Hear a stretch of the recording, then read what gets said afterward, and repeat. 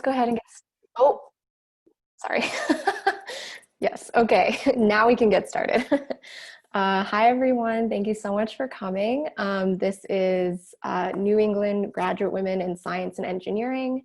This is our first of our virtual series this academic year on building inclusive communities. So for those of you who were planning on coming to our Spring to Action event in March, which was canceled due to the coronavirus, this is us getting to bring back our speakers, which we wanted to have during that time. And so we're very, very excited to bring this to all of you.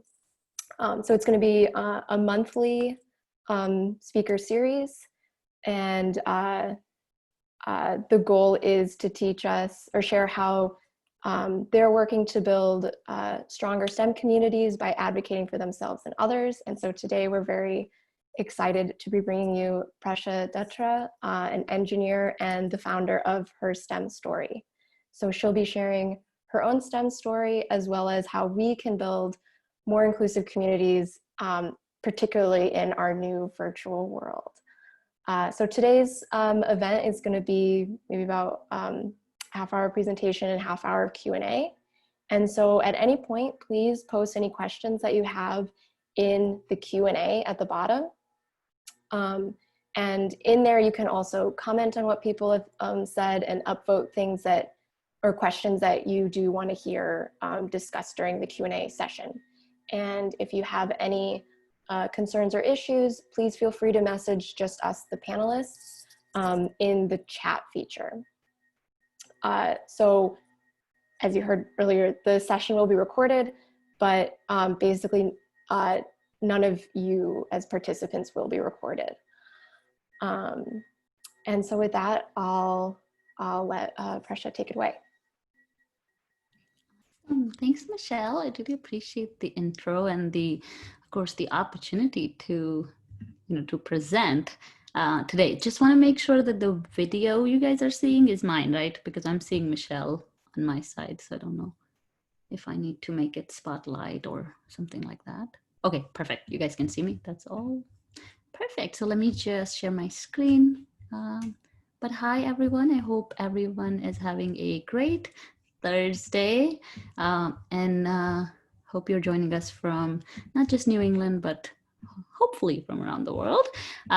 So let's get started. So again, thank you so much, Michelle, for introducing me, and also to all the organizers of this event who have not only, kept in mind the coronavirus and everything going on, handled it flawlessly, and sort of pivoted. And I think we are all learning that new way of living, with this pandemic. And you guys, all of you, did a phenomenal job, and it was so great always, sort of interacting with you and knowing that, there's this community right here in New England that is working so hard to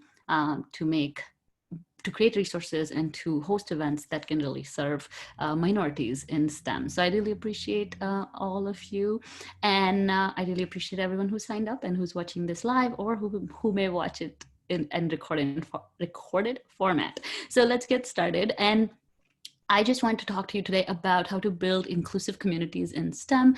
And as Michelle said, this is something that has really come up in 2020 as we are going through these big changes, or even pandemic and Black Lives Matter, and a lot of things that have happened that have, sort of asked us to change the way we do things. And I think inclusivity is something that has also come to light with everything going on. So I think it's really timely, and I hope you really enjoy everything that I have to share. And so let's get started. And if you have any questions, as Michelle said, we'll address them in the end. Awesome. So a little bit about me. My name is Prasha Dutra. I am an engineer, podcaster, a very fresh off the press TEDx speaker. My TEDx was on September 11th.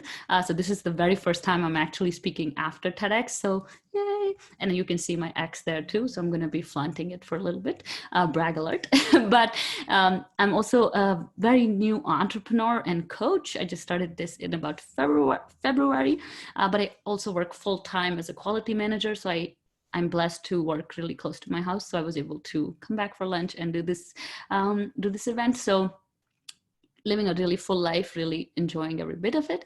I am a D&I advocate, so I really passionately believe about closing the gender gap in STEM fields, and I actively do that through my podcast and through events like this.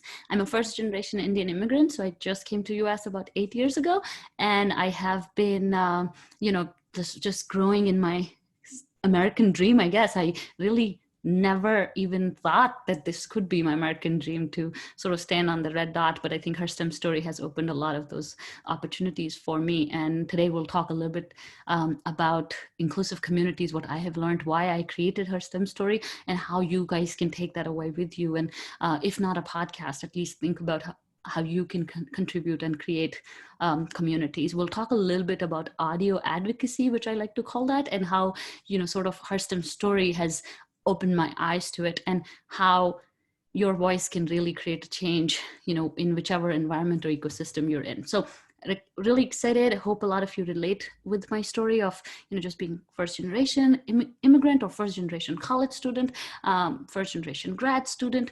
And, I'm also one of the only engineers in my family. So I hope a lot of you guys can relate with me and my story.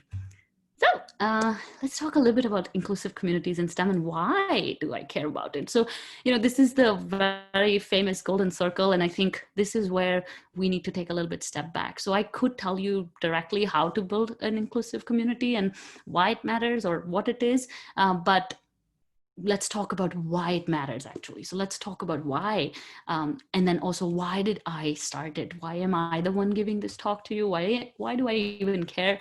And what is the reason behind it? And I think, as I said, a lot of that why today is this: let's make the world a better place. A lot of times that is our motivation, and that's a good motivation. However, it's not a good enough motivation for us to actually take action all the time, because as much as I would like to think I can change the world, I can't change the world alone, right? So I definitely need community to help me with it, but I also need my own internal why to actually build the community, to actually start the work, because that is the highest activation energy you're going to need to start anything, right? So let's talk more about this why. And of course, I always recommend this talk. Everyone should watch it. It's one of the most watched TED Talks by Simon Sinek, and it's amazing. You should definitely check it out. But we're going to talk a little bit about why. So why does Prasha care about inclusive communities? Why did Prasha start her STEM story? Why does it even matter, right? So I'll give you some wonderful pictures to look at. But I was living, a dual life. I still live a dual life. So I'm an engineer. I work in I'm a quality manager working in a wire and cable plant in Lincoln, Rhode Island. And, that's me, typical work day. And, of course, to the left, it's me all decked up for my wedding and with my wedding party. So I was living these two lives where, I was going to work and not seeing a lot of people like me. But then when I got married, all these people came from around the world to be in my wedding party. And as an immigrant, you live that life where your friends are not nearby. You don't see them all the time. You don't hang out with your sort of like your clique all the time, right? So that wedding was really special because all these women in these photos are women in STEM, except for my 14-year-old cousin all the way to the right. She is now studying in high school and wanting to pursue chemistry. But every woman you see here is an engineer, and it just opened my eyes that, wait a minute, when I go to work, I'm a minority and I don't see people like me, and I'm not sure what success means for me. And then when I come to this life, or when I see these people, these women are doing such a phenomenal job and such a great career. So a lot of these women, it's incredible. They work at Amgen, work at Facebook, Cisco, Unilever, working in managerial positions, traveling the world, doing all the fun things, all the great things. And so just spending a little bit of time with them made me feel so inspired. And this is me here, which wondering like, wait, do I even belong? But here, clearly I belong. Clearly I have so much to offer. Clearly there's a community. Clearly there are people. So how do I bring that together? And I realized, like, if I could find people who look like me, maybe they can help me see myself succeeding in STEM. And this is where my big why comes from, or just my love for communities, is that not only finding them, but bringing them together and then doing things together to really change to really close the gender gap, but to also change my own perspective on what I want, as success in STEM. And I think this is my big why is, all these ladies and showing all the women that this is 100% possible. If we come together, if we do things, and if we make people feel included. Of course, they only came to my wedding so far because they're my friends, right? What if we treated everyone like friends? What if we created places where you were seen and you were important, and everyone was in the bridal party, right? So that's just something that has stayed with me, and that has really motivated me, really given me the why to live this life here, but also bring all the good elements of this life into my STEM job, into my STEM world, and to you guys, and to create that impact and to create that inclusive community.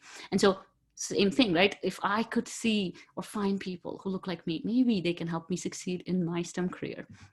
And so I'll ask you this question. Think about this. Considering your existing communities, do you see yourself succeeding in STEM careers? Or do you feel like there's a disconnect? Or you feel like, wait, I feel like when I go to, my dorm, I have a lot of people who are in STEM, but when I go to the classes, these people just vanish. I don't know where these girls are or where these people are who look like me.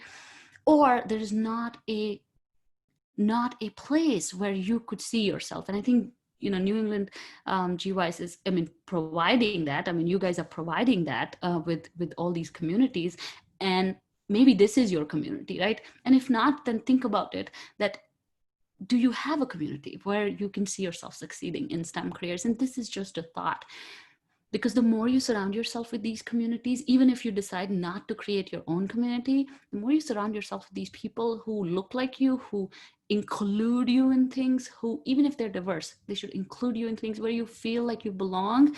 You're going to start feeling like you can be like them. You can be successful, whatever that success means, right? So let's talk a little bit about inclusion. So that was my big why of, starting her STEM story, starting on this path, thinking about inclusion, thinking about diversity in a very different light. I think people are so focused on diversity, and a lot of times, this picture is a great example, but a lot of times it ends up being just for the image diversity, right? Where it's all about the picture. It's all about, do we have the right amount of, people of color in that picture? But what we miss is, inclusion. And I just read something on Instagram, which was like, diversity is like being invited to a party. Inclusion is being asked to dance. So that's exactly what it is. If you're going to not focus on inclusion and only focus on diversity, then you'll have a lot of people just sitting on the sidelines, on the chairs, and nobody on the dance floor, right? And so inclusion is about really where everyone is welcome, where everyone is seen, where everyone is represented.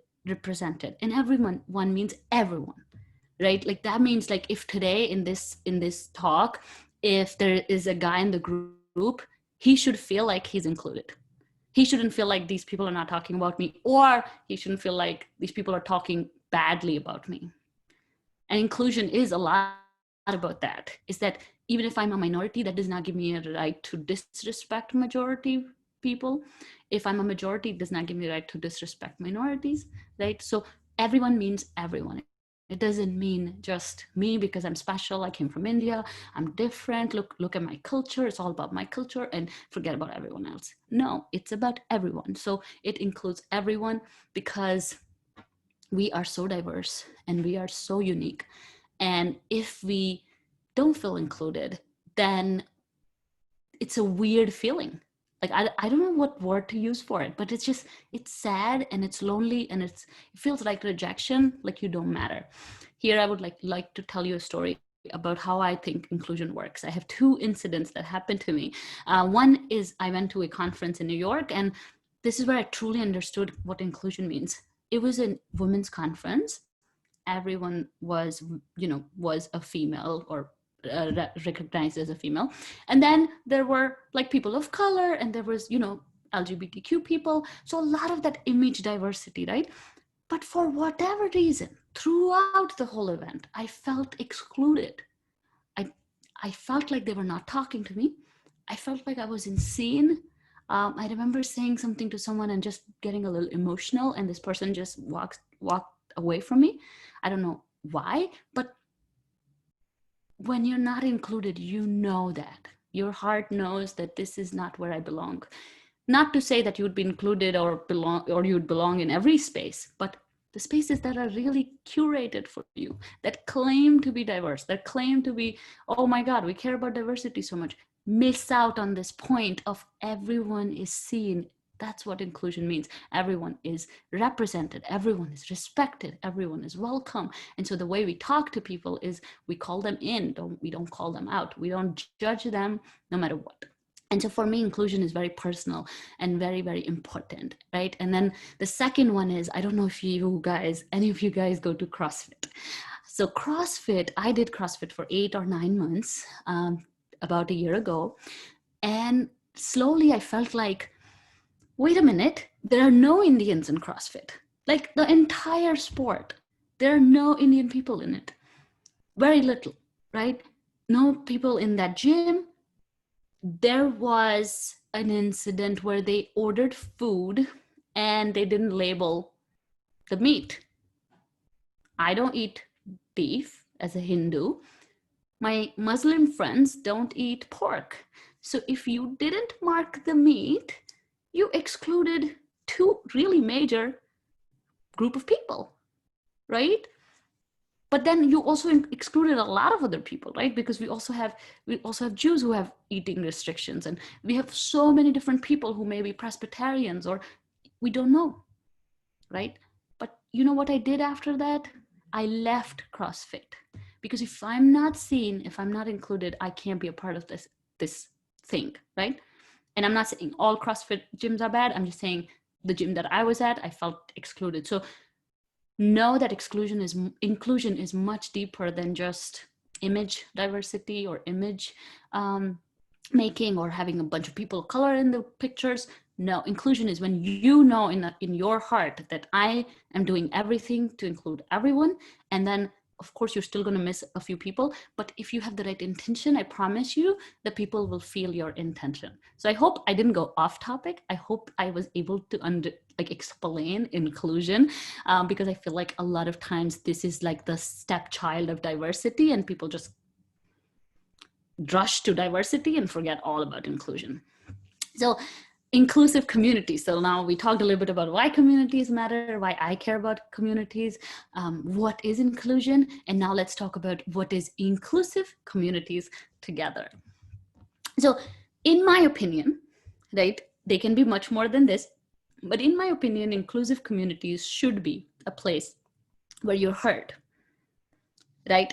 And I think I forgot to change that part under that you're heard, but you should be heard in inclusive communities.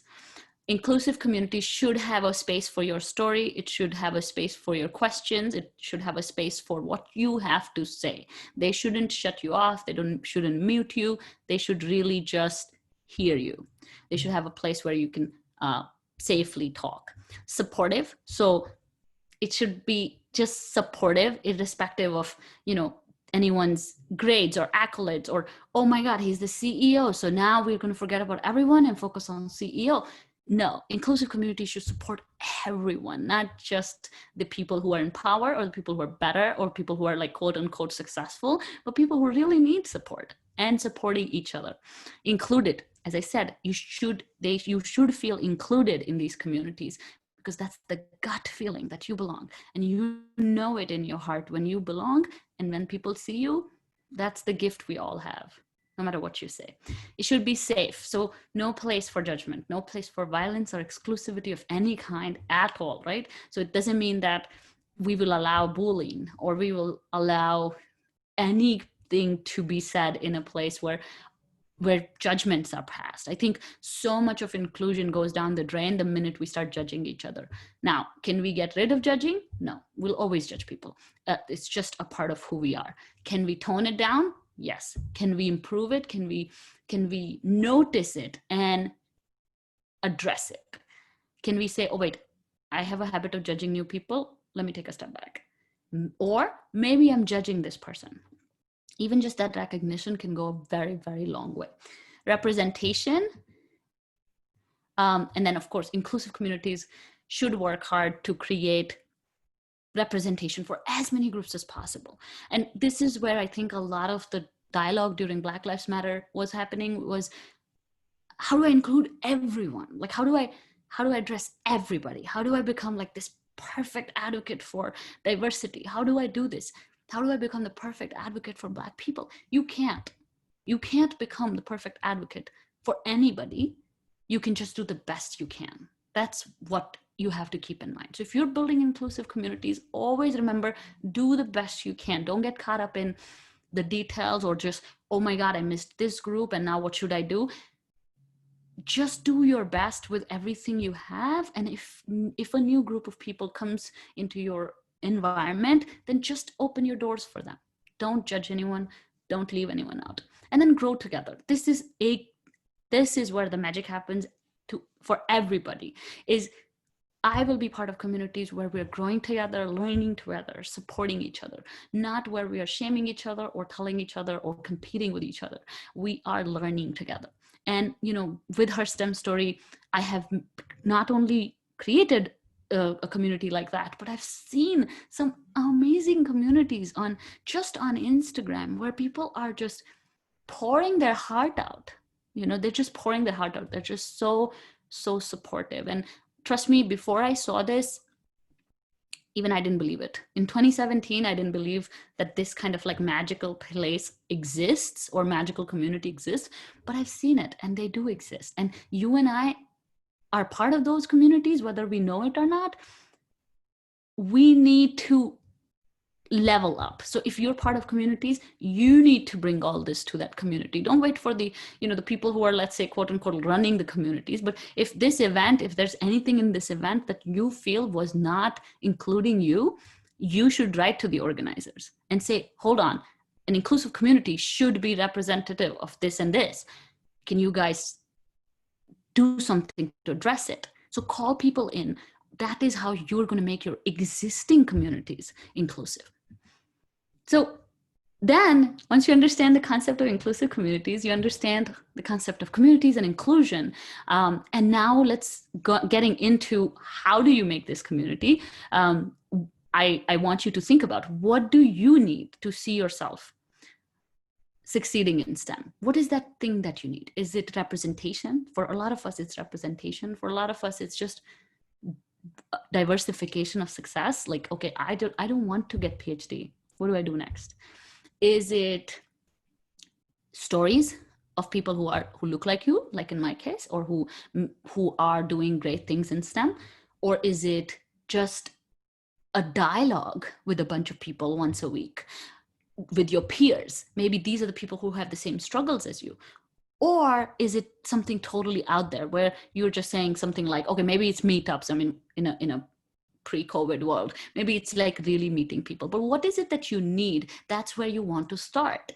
Because in my case, what I needed was, when I saw all these women at my wedding, I started telling their stories to my family, saying, look, all of them are engineers. Oh my God, oh my God, oh my God. And as I told their stories, I realized that what I needed was to know the stories of these women that I look up to, or these women that I don't know exist yet. So I need to hear real stories of people succeeding in STEM for me to be successful in STEM, right? So that was sort of the reason why I chose my platform, why I chose podcasting, right? So that's why we don't go directly to, I'm going to create a Facebook group. Like, don't go directly to that, because I'm not saying it's not going to work. It's just going to be a little bit harder to sell it. But once you understand what do you need yourself, and then you address that need and lead from that, you will be able to create more successful communities and more successful engagement. Because again, I mean, we could do a whole webinar on just engagement once you create these communities, but really ask yourself, what do you need? And then use that to build the community. And by the way, we're following the golden triangle, right? A golden circle, right? So we talked about the why, we talked about the what, and now we're going to talk about the how. So to belong. So 4 things I think you need. This is what my opinion is. Please feel free to disagree with me, and please feel free to add as many things as you want. But this is what I think you need. You need to feel belong of course, you need to belong to something, someone, community, some sort of group of people. It's just a human need. We all have it. A lot of us don't know because we haven't been a part of communities, but some of us are very familiar with it, right? Like you've been probably part of sororities, probably part of groups in college that did the same things, or science clubs or whatever, but you want to feel belonged. You want equal opportunities. You want relatable role models, and you of course want accessibility, which means there's access to stuff, access to resources, even access to things that you may not have access to on your own, and you want that accessibility. I think these are things you need. I started with relatable role models. That was my biggest need at the moment, but you can pick any of these, or you can start from scratch, whatever it is that you want. So let's say in my case, I wanted to see more relatable role models for me to feel included and for me to visualize my success in STEM. So that's how I got on this path of how I created an exclusive and inclusive community, and how you can do it too. And so this is us just getting into the hows of it. So as I said in the beginning, I use the form of audio advocacy. I like to call it audio advocacy because the word has a ring to it, but also because there's so many benefits of it. And I want to share some of those benefits with you, because you can do audio advocacy as well, and you can create those inclusive communities by using your voice. You know, it only takes, it is a really great quote, it only takes one voice at the right pitch to start an avalanche. So really it's possible, but this is why I believe so much in just the power of your voice over any other medium to really bring people together, to really make people feel included. What are the benefits of audio advocacy? If you ask me, there's so many benefits of using audio advocacy to create inclusive communities. I think it's incredible tool, and it is mostly, you know, you're using your voice over imagery. That itself is awesome, right? Because you're removing image bias from the audience. So let's say you want to impact, or you want to bring people together. You're saying, oh, I have so many things to say, and you're using your voice to do that.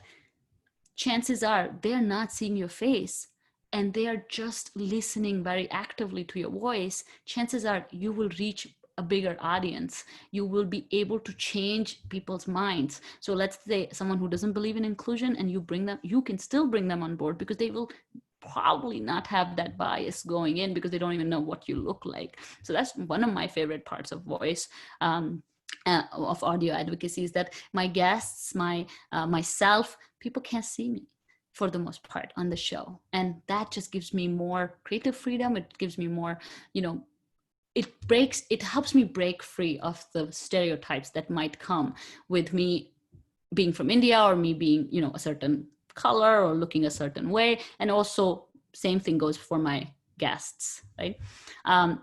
The low cost. So, I mean, for podcasting, extremely cheap to start. Again, you can use podcasts to create really strong communities.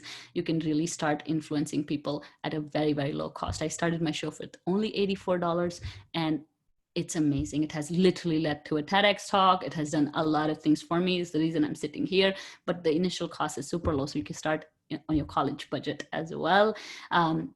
And this is just for podcasts, but there are many ways to also still do audio advocacy. But I feel like when you use social media, your face is there a lot of times, which stops a lot of people from saying anything on Instagram.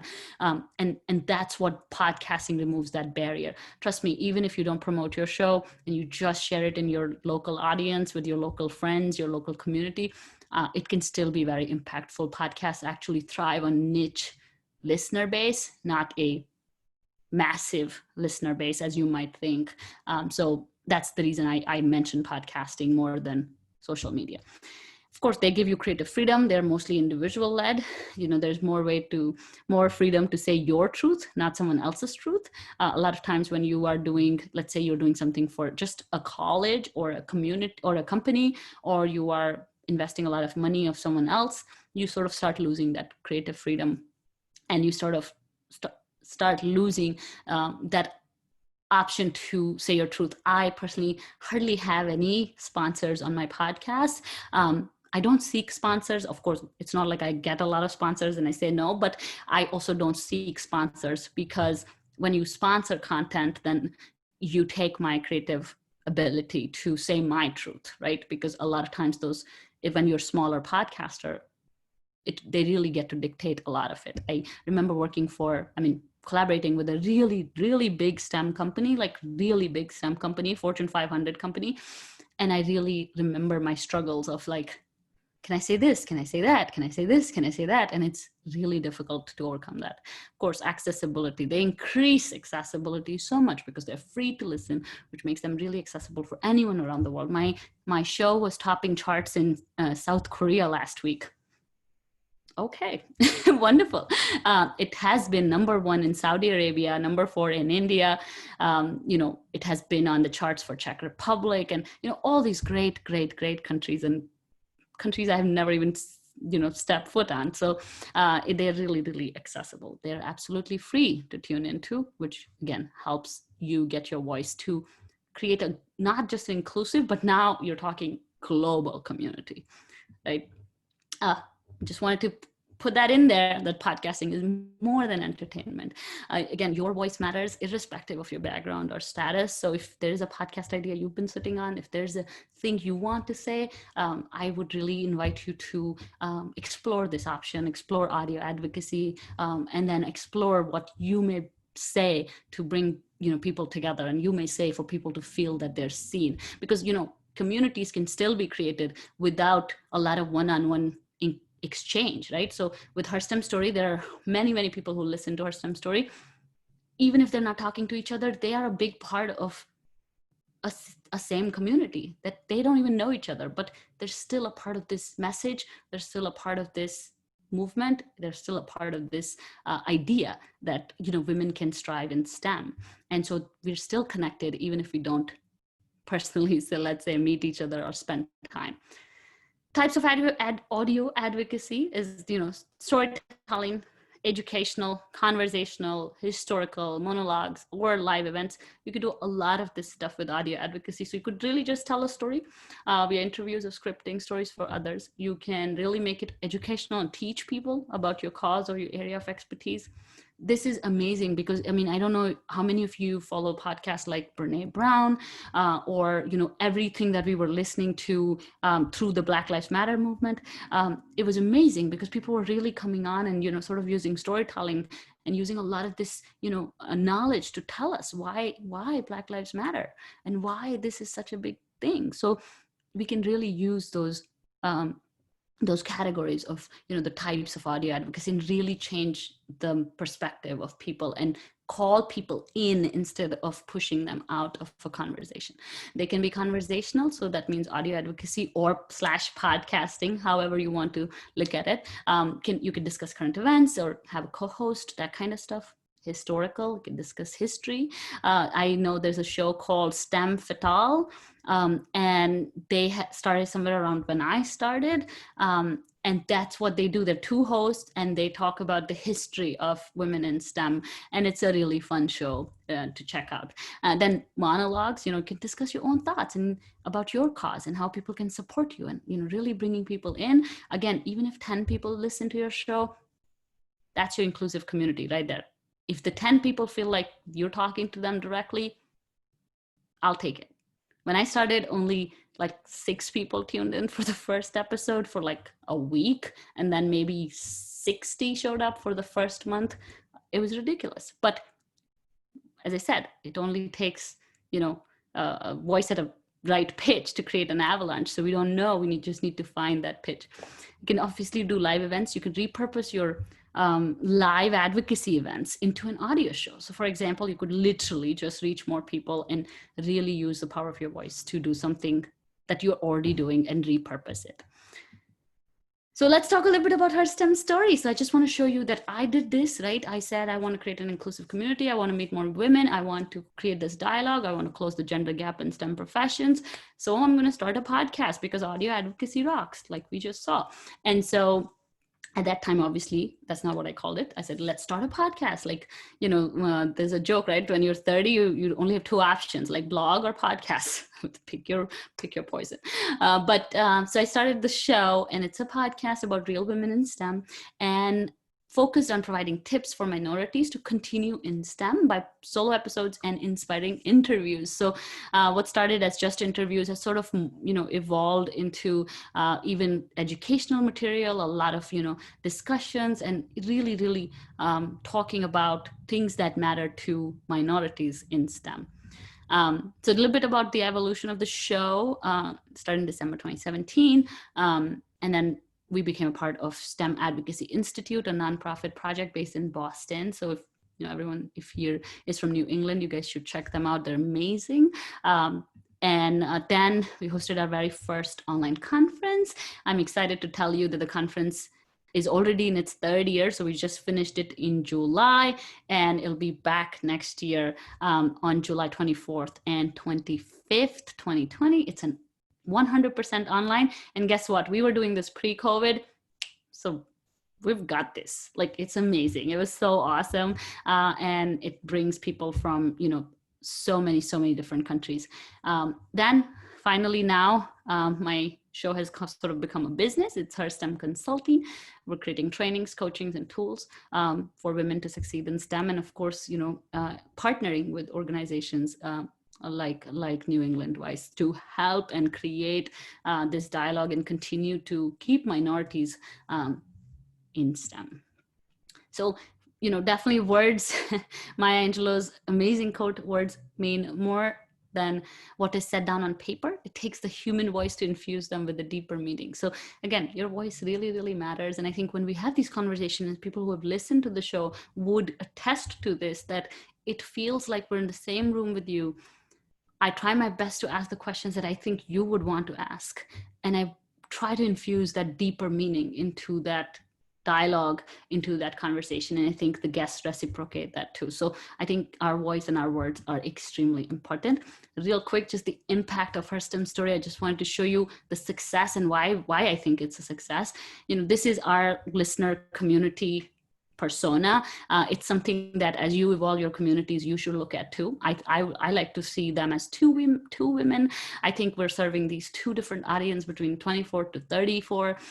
They live somewhere in the US or the UK, but mostly in the US. They are working in STEM, or studying in STEM. They're mostly introverts, because trust me, we took a survey of more than 1,000 people, out of which I think 85% were women, and they were introverts and on the creative side, which is interesting because I think a lot of scientists are introverts, but then they're expected to be analytical when in reality the people might be more on the creative side. So just some findings from our surveys, but we truly believe in community collaboration and inclusivity. We try our best to do everything to be as inclusive as we can.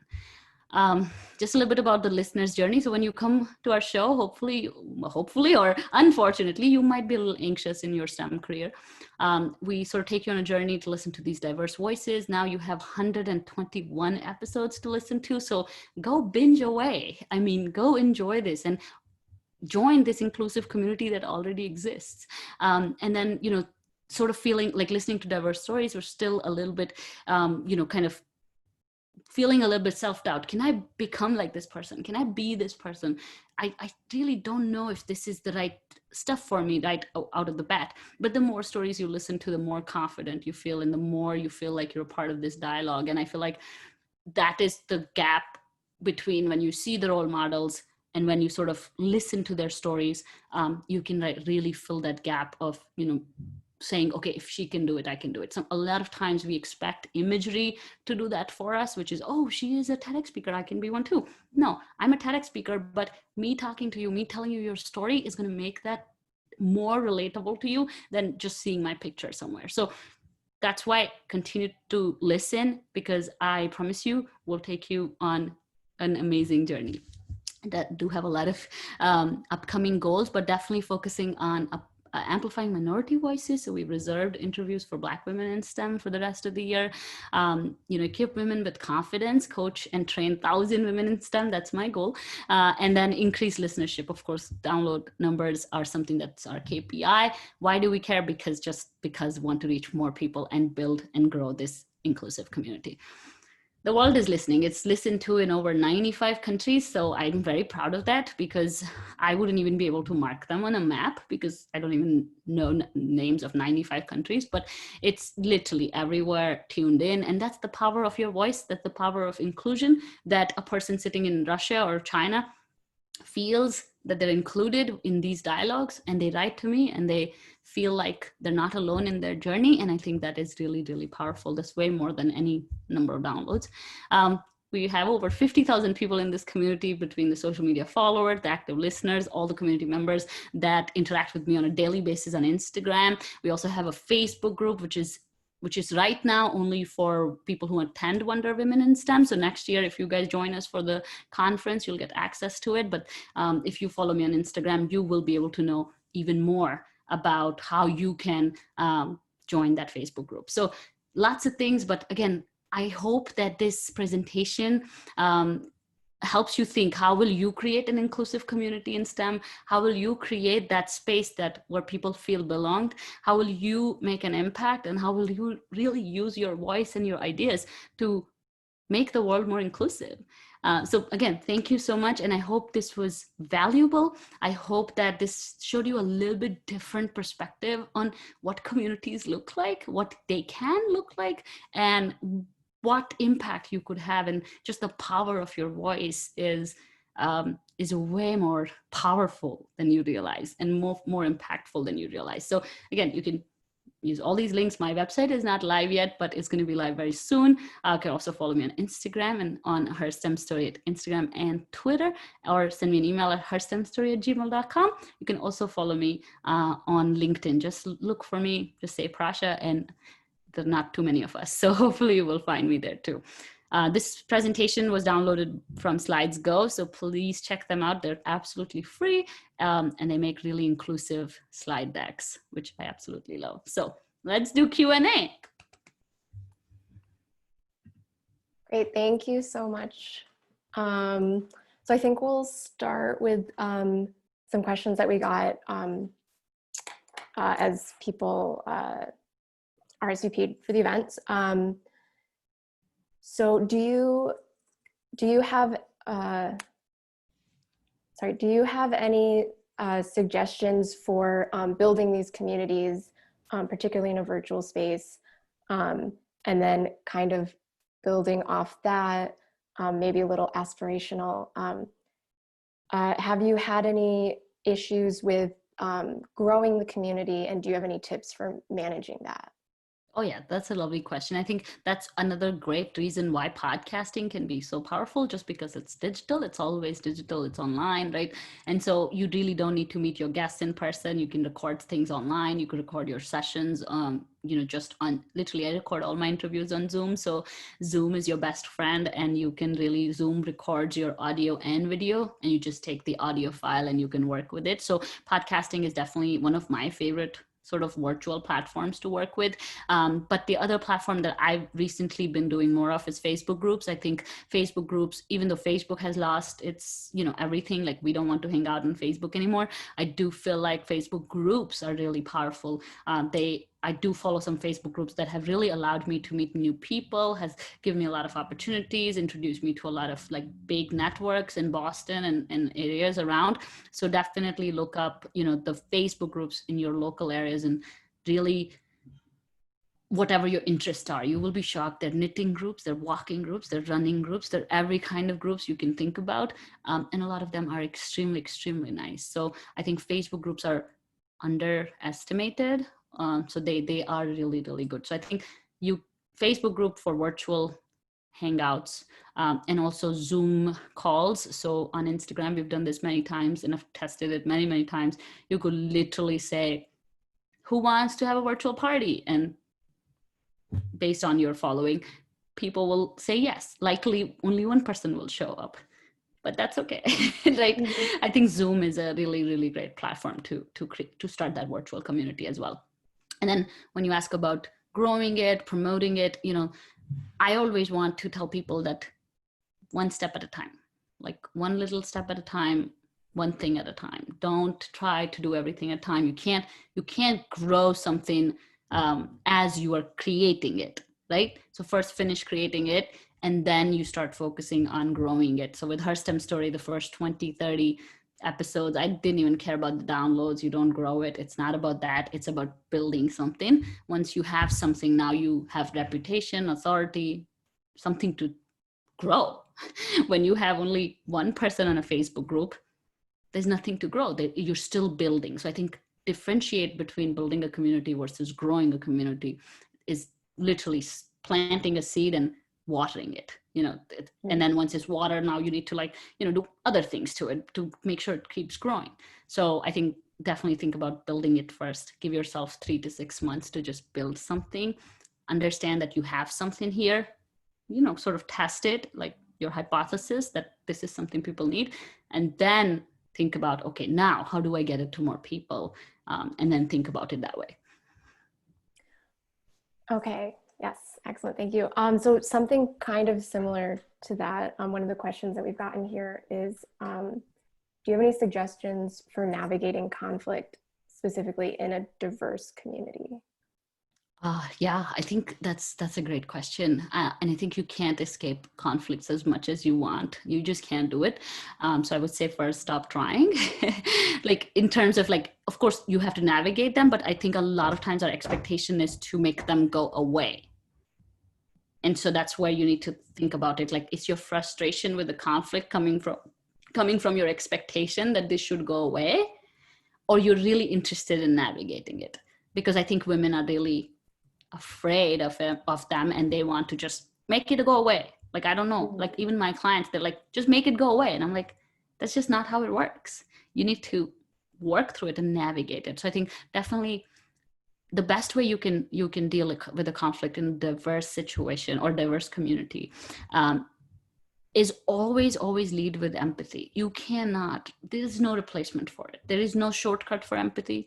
There is no there's no secret pill to empathy. Empathy is something you have to grow, and I think we've lost it. To be honest with you, we've completely lost empathy. Like, the one thing that makes us different from animals, the one thing that makes us special creatures, is empathy. That I can feel for you and you can feel for me, and that is our superpower. So we need to practice more of it. So now let's say I tell you I did not like this or this event, you didn't treat me well. The first thing you should be thinking about is, okay, wait a minute, maybe that is true, right? Maybe she is right? Yeah. How would I feel if I was in her spot? Like, maybe I did something wrong. Hold on, let me first apologize. Automatically, when you lead from that place that maybe she is right, maybe she has something to say, instead of saying just go away because I don't want to talk to you, or I don't want to deal with this, right? Like, that's a comfortable way to escape. But I'll tell you, I have had conflicts with white men way over my age. Like, literally, they're retiring in 2-3 weeks, and big conflicts around gender and bias and all that, right? But empathy is what brought us closer. So now we're like our biggest allies of each other. Like, this guy is looking out for me, I'm looking out for him, even after the conflict. And this was a conflict on diversity. But the only reason it's working out is because he also, of course, had to be empathetic, but I decided to be empathetic instead of saying, white men are like this, screw this, like, I'm going to change the world, right? Like, no, it's like, no, you are just like my dad, or you're also a human being, and I'm also a human being. And let me understand your perspective, right? And let me forgive you for being ignorant. Let me teach you how to do it, but let's also bring you to the table to discuss, not to shun or not to end this conversation forever, because that's not going to get anyone anywhere. So I think empathy, compassion, patience, all the things you need in all conflicts, but especially in diverse situations. You don't know what people are going through, especially when it's immigrants, when it's people who come from lesser financial situations than you. They are worrying about things you can't even imagine. Like, I haven't seen my mom in more than a year. So if I'm grumpy one day on Mother's Day, that's not, you can't even fathom that, right? Because you're not even thinking about it. So I always tell people, if you have a grumpy boss, think about maybe there was an accident in their family. Like, think the worst and give them that free pass, for that one encounter sometimes. So I digress. Yeah, absolutely. So I think something a little related to that, which is just asked, how do you find those allies in the workspace? And then on the flip coin is, how do we present ourselves as allies to maybe other groups? And so do you think that we should be actively setting up workspaces, trainings, et cetera, or just focusing on building those personal relationships like you were talking about? Yeah, I think, first of all, I think in America, I mean, even before the allies part, just this diversity inclusion dialogue is very hard in this country because you guys have no education on other people. I mean, this is like just so out there for me because I grew up in India, and I think Indian education system does do a good job of introducing us to all other countries. We had chapters on Japan and China and how people live there, what do they eat, even if it's just a little bit of their culture, just a little bit respect for another religion or another community. That's sort of taught from when you're little. Now here, that's not taught. Like, Hinduism is still woo-woo, and Muslims are still wrong, and you're not teaching your kids anything. So you have to overcome those years of like not being taught about other people, and you really have to take the responsibility to sort of start educating yourself in that aspect. Is that if I have a Black person in my team, if I have a Indian in my team, let me do a little bit research. Like, let me just be like, okay, where is it on the map? Like, where is it on the map? Let's just start there. And you can do that easily. But I think it's not so much your fault. I think it's just the system is really, really broken in terms of it's not teaching kids anything. So definitely recognize that you don't know much about other people and you need to learn. With communities, a lot of Eastern communities, at least Indian, Southeast Asian, we are very happy to share everything. We're happy to take you to the temple, to our mosques. We're happy to like include you because that's just who we are. Other communities, it's a different culture. They may not be that open. So I always recommend do a little bit of research. And then if you're really interested to know more, then, just build a genuine friendship and people will welcome you in their world, irrespective of who you are. And I think as much as we think that people see color, I don't think people see color when we really meet, our people. Like when we're like, oh, you're my person. And, it doesn't matter at that point. So you still have to build a genuine, authentic relationship. But you need to do some education on your part. Organizations, of course, need to continue to make it important that people learn about other cultures. Culture Day, you could do a lot of those, sort of like cultural days, or just creating that space where other people get to represent their culture because, they may not get that chance. So like, we never get to wear our Indian clothes. We can't wear them to work, right? So maybe having one day would make me feel really great that, oh wait, now I can dress up. Like now I can dress up like I used to dress up at home. So it's really simple things. And again, if you're just authentically interested in other people, there's nothing can replace that. If you're a genuine person, then everyone will know it and they will work with you. Absolutely. Thank you so much. I just want to get to the one last question that was asked here. So you mentioned that your listeners are more creative, maybe versus analytical. So how can we use this as a strength in our STEM journeys when everyone seems to value the ideal scientist as extremely focused and logical? I know. I was surprised too when we saw the results, but I think most people in general are more creative and then analytical. And I think STEM needs both sides of it. I think sometimes we just box ourselves a lot in like that stereotypical role or whatever that scientist looks like or does. We forget that a scientist can't be a scientist without a bunch of people, right? Like a bunch of supporters, a bunch of like people who do the accounts or people who do the marketing and people who, all these things. So you always have to remember that you are somewhere in that puzzle, like you belong somewhere in that big giant puzzle that STEM is, and your creativity does belong there too. A lot of times we are not proud of our creativity, so we want to change it. And that's where I think we mess up. I think when we know that that's our strength, we need to lead with that and then know that there will be another person whose strength is analytics, and they will compensate for what we don't have. I mean, I just read I think, I don't even remember which book I was reading, but it said, my weaknesses create space for your strengths, right? Absolutely. So they're there for reasons. If you're not good at analytics, don't try to be good at it. Just be average at it. Just be average so you can get your things done. Focus on being more creative. Focus on more creative solutions. I mean, STEM would be doomed, and that's the reason it's probably doomed, that we can't convince people of climate change, because we don't think creatively, right? Because we're pushing the creatives out, and we're converting the creatives into analytics and now analytical people, and then now we're saying, how do I creatively convince the public? And it's like, why would you change that? So don't change your strengths. If your strength is creativity, lead with it, be proud of it, and tell people about it. I'm a very creative person. I'm going to get you really creative solutions. Doesn't make me less of a scientist, right? And I still get results, because again, I don't know how you can be a scientist without creativity. You have to think out of the box. So your strength is extremely valuable. It's just that you need to convince yourself that it's valuable. Absolutely. Yeah, I feel like it's like just how you brand it, sort of, but it definitely is.